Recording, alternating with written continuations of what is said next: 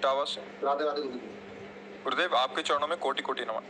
गुरुदेव, मन में एक सवाल हमेशा रहता है कि प्रभु ने मनुष्य को उसके कर्मों के अनुसार सजा दे, परंतु धन की कमी ना दें, क्योंकि जब किसी एक पिता के बच्चे को अच्छे कपड़े, अच्छी शिक्षा और अच्छा खान पान और दूसरे को गरीब, इतने में तो होश नहीं है, अगर और ज्यादा देंगे तो बावरे बन जाओगे। 10 रुपया दिया जाए, ईमानदारी से सही जगह खर्चा करके आओ तो 100 रुपया का अधिकार प्राप्त हो जाएगा, और 10 ही रुपया गलत जगह खर्चा कर दे तो पिता 100 रुपया देने में हिचकेगा। यद्यप तुम्हारी ही संपत्ति है, तुम उनके बेटे हो, पर तुम्हारी बुद्धि अभी ठीक नहीं है, सुसुख वांछा से युक्त है। धन का उपभोग करके हम अपनी मान, प्रतिष्ठा, वासना की पूर्ति करना चाहते हैं, और यही हमको बांधे हुए है। हमारा पिता परमानंद प्रदान करना चाहता है, इसलिए कहता है इस वासना, इस ममता और आसक्ति और भोगों में सुख है, इस भावना का तुम्हारे को हटाना है। कैसे हटाओगे? तुम हटा नहीं पा रहे, हम हटाना शुरू करते हैं। जहां जहां तुम्हारी आसक्ति होगी मैं मिटा दूंगा। जहां जहां तुम जो चाह करोगे उसको पूर्ण ना करके तुम्हें वो मार्ग दिखाऊंगा जिसमें परमानंद की प्राप्ति होगी। भगवान के इस भाव को न जानने के कारण संसारी आदमी पूछता है, वो मायापति है, उनके लिए धन संपत्ति दे देना कोई बड़ी बात है। एक आदमी 10-20 उसके भैंस गाय सब थी, खूब खान पान, 4 पाई डाले आराम से बैठा था, नौकर चाकर दूध दूरे थे सब। भगवान शंकर और पार्वती जी ने दृष्टांत से समझाया गया है, कहा कि चलो हम तुम्हें भक्त के दर्शन कराते हैं। पार्वती जी से कहा, उसके दरवाजे गए और कहा भैया 100 ग्राम दूध मिलेगा? साधु वेश में, हमारे ठाकुर शालिग्राम जी, उनका अभिषेक करना है। चल दिए सुबह से मांगने के लिए, दबका के भगा दिया। महादेव जी दूर हटे और कहा भगवान जितनी इसके पास संपत्ति है इससे 100 गुना इसको और दे दो। पार्वती जी को थोड़ा सा लगा, सब औघड़नाथ कहते, इनको है भी औघड़नाथ। उसने 100 ग्राम दूध नहीं दिया और इन्होंने वरदान दे दिया कि जितनी संपत्ति है उससे 100 गुना और बढ़ा दो, पर कुछ नहीं बोले। गए तो एक नगर के किनारे गंगा जी के तट पर फूस की झोपड़ी में एक भगत रहते थे, उनकी माँ थी उसी में, और एक गाय थी जो 100-200 ग्राम ही दूध देती होगी। देखा संत वेश में उमा पार्वती जी को, आओ आओ वे साष्टांग दंडवत की, चरण पखारे। भगवान मुझ गरीब के पास तो गाय का दूध केवल है। भगवान श्री ने कहा ला पिया। कुटिया से बाहर निकले, शाम जा रहे हैं, उनका भगवान कृपा करके आते रहना। भगवान कृपा करो, इसकी मैया और गैया दोनों का अपहरण कर लो, इसकी गैया और मैया दोनों को हटा दो। पार्वती जी जब आगे गई तो बोली देखो हम वहां तक तो बर्दाश्त हो गया, जिसने सादर तुम्हें प्रणाम किया, बातचीत करने के लिए मैया थी, जीवन यापन के लिए गैया थी, उसने तुम्हें दूध पिला, तुम कहो उसको भी मार दिया। और जिसने एक बूंद दूध नहीं दिया का 100 गुना संपत्ति और हो जाए। तो हमारी बातें समझ में नहीं आई कि आपका स्वभाव क्या है। बोले तुम समझ नहीं पा रहे हो, वो इतनी संपत्ति में मुझ महादेव को साधु रूप में अपमानित कर रहा है। जब 100 गुना और बढ़ेगी ना तो उसका प्रमाद इतना बढ़ेगा कि घोर नरक जाएगा।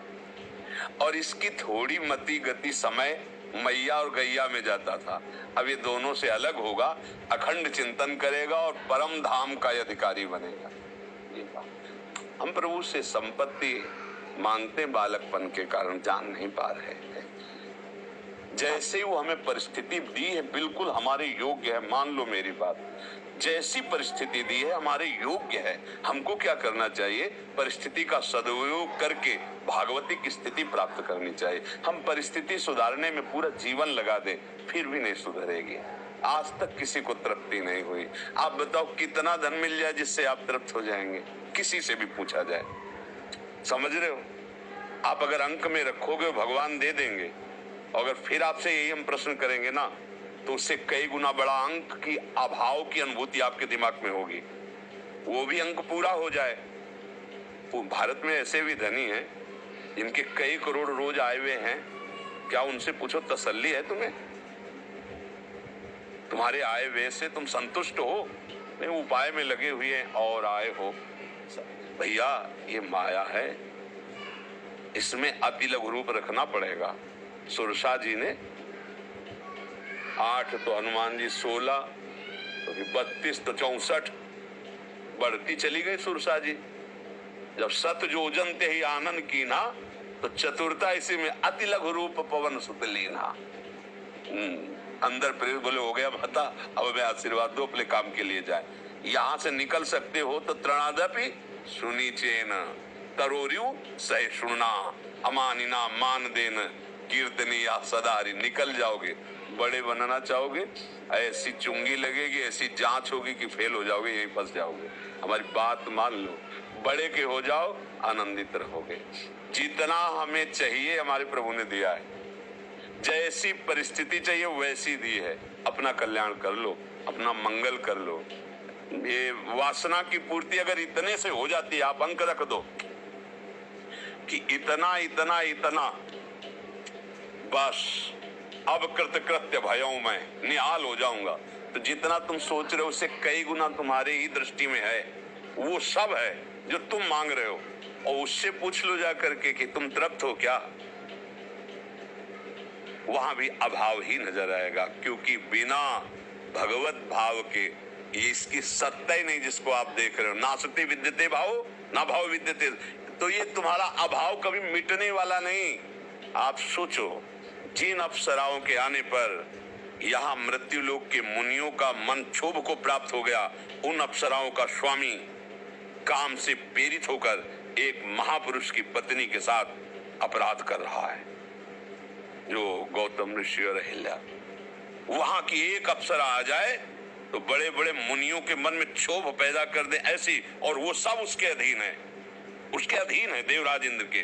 और वो इतना अभाव ग्रसित है कि वो स्वर्ग की इस वैभव को छोड़कर एक महात्मा के आश्रम में जाता है और उनकी पत्नी के साथ गलत आचरण करता है। अहिल्या चरित्र में आप पढ़ के, अभाव देवराज इंद्र का भी नहीं पूर्ण हुआ है जो त्रिभुवन पति है। भैया ये भ्रम है कि अगर इतना कुछ, एक अपनी मान्यताएं हैं, एक लड़का हो जाए, एक लड़की हो जाए, एक ऐसी नौकरी हो जाए, इतना रुपया हो जाए, एक मकान हो जाए, एक गाड़ी हो जाए, बस हम निहाल हो जाएंगे। और जो तुम सोच रहे हो इससे कई गुना किसी के पास है, लेकिन वो परेशान है, उससे कई गुना बढ़कर है, वो भी परेशान है। मतलब समझो, धन प्राप्ति से आपके अभाव की दूरी नहीं होगी, भगवत प्राप्ति से आपके अभाव की पूर्ति है। अब कछुनाथ न चाही मोरे तभी होगा जब चरणारविंद का सानिध्य मिलेगा। मेरी बात मान लो, धन संपत्ति से तुम्हारा अभाव दूर होने वाला नहीं प्यारे। वो मायाधीश है, एक ही पर्वत ऐसा है इसी मृत्यु लोक में जो 400 कोस का, सोचो, सुमेरु पर्वत पूरा सोने का है, लंबाई चौड़ाई बराबर, किलोमीटरों की बात नहीं है, योजनों की बात कही गई। उसके लिए कोई देना, रत्न गर्भा पृथ्वी में जैसे पीली मिट्टी निकलती है, गेरू लाल मिट्टी निकलती है, ऐसे सोना चांदी हीरा जवाहरात मिट्टी, रत्नाकर कहा गया समुद्र को, एक से एक रत्न। भैया इनसे काम नहीं चलने वाला। हमें लगता है कि अगर हमारे पास संपत्ति होगी तो क्या करेंगे, मनोइच्छित भोग भोगेंगे। मनोइच्छित भोग भोगने से तुम्हारी दुर्गति हुई है। ये भोग भोगने से शांति प्राप्त कराने की जो हमारे अंदर मन बुद्धि प्रेरणा देता है, गलत प्रेरणा देता है। क्योंकि भगवान कह रहे त्यागा अनंतरम, भोगों के त्याग से शांति मिलती है। मेरा मन शिक्षा क्या दे रहा है कि भोग अगर मिल जाए, भोग के कारण ही धन का है महत्व। अगर आपको 1 ट्रक रुपया भी 1000 वाला दे दिया जाए तो आप क्या करोगे? यही लगेगा इस कबाड़ को क्या करें। क्यों? क्योंकि उससे कोई सामान नहीं मिलेगी, बंद है ना। और अभी तो उससे सामान मिल जाएगी। मतलब भोग प्राप्ति प्रधान वृत्ति होने के कारण धन का महत्व है। भोग प्रधान वृत्ति नहीं हमारी दुर्गति की है। मतलब हमारा मन हमारी बुद्धि किस चाल में फंसा रहा है? दुर्गति के लिए फंसा रहा है। अब ये बात बिना पवित्र बुद्धि के आप कैसे समझोगे? अगर धन प्राप्ति से हमारा काम पूरा जीवन आनंदमय होता तो हम जितना सोचते हैं उससे कई गुना बढ़कर किसी के पास धन है वो आनंदित नहीं है। भगवान के मिलने से ही आनंद मिलेगा। तब लग कुशल न जीव को सपने हो मन विश्राम, जब लग भजत न राम को शोक। संतोष आ जाए अभी बहुत बड़े धनी हो जाओगे।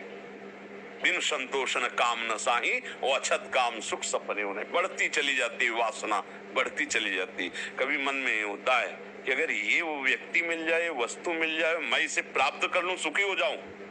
अगर वो मिल जाए तो कुछ ही दिन बाद आप देखोगे फिर तीसरे पे नजर चली जाएगी, फिर चौथे पे, मतलब आप गंदे होते चले जाओगे, गिरते चले जाओगे। आज तक कहीं किसी को विश्राम नहीं मिला है। इसलिए भैया मेरी बात मान लो। अपने 2 भुजाएं हैं, दत्तात्रेय जी को प्रसन्न करके 1000 भुजाएं की शास्त्राबाहु अर्जुन ने। उसकी ऐसी सिद्धि थी, 80,000 वर्ष तक जवान रह करके विषयों का भोग किया। किसी का धन खो जाए और याद कर ले शास्त्राबाहु अर्जुन तो धन मिल जाए, ऐसा उसका प्रभाव था। पर वो भी अभाव में ही था, क्योंकि जब जमदग्नि जी के आश्रम में गया और गाय का प्रभाव देखा कि सब चीज तो एक से निकल रहा है, कोई रसोइये की जरूरत नहीं, केवल गाय पूर्ण कर रही, क्योंकि कामधेनु है, अपहरण किए नहीं। परशुराम जी ने छुड़ाया, ऐसा जमदग्नि जी को मार दिया। देख लो अभाव कितना है उसको, एक ऋषि को मार दिया। ऋषि के काम यज्ञ कार्य में उपयोग में आने वाली गाय छीनने के लिए भारी अपराध किया। भगवान परशुराम जी के द्वारा पूरे वंश का विनाश किया गया, काट काट के फेंक दिया। अभाव रहित था क्या वो? एक गाय की शोभा महिमा देखकर वो इतना बड़ा, जो 88 हजार वर्ष तक भोगों में ऐसे रमण कर रहा है, सारा वैभव है, भगवान दत्तात्रेय जी की बड़ी कृपा है, वो आदमी इस कोटि का, निम्न कोटि का अभाव ग्रसित एक महात्मा की गाय चुराने के लिए महात्मा की हत्या कर दी, जमदग्नि जी का वध कर दिया और वो गाय चुराए भाग परशुराम जी को। तो ये आप समझो, अभाव केवल भगवान की प्राप्ति से दूर होगा। हिरण्यकश्यप ऐसा तपस्वी था, बड़े बड़े देवता हाथ जोड़े खड़े रहते थे। रावण ऐसा भयंकर बलि था, जहां जाके भुजा बजा देता, लोग के लोग खाली हो जाए, थर्राए। अभाव ग्रसित था कि नहीं था? वो भी यथा थोड़ी था कि अब मुझे कुछ नहीं चाहिए, वो भी अभाव ग्रसित जल रहा था। हिरण्यकश्यप जल रहा था।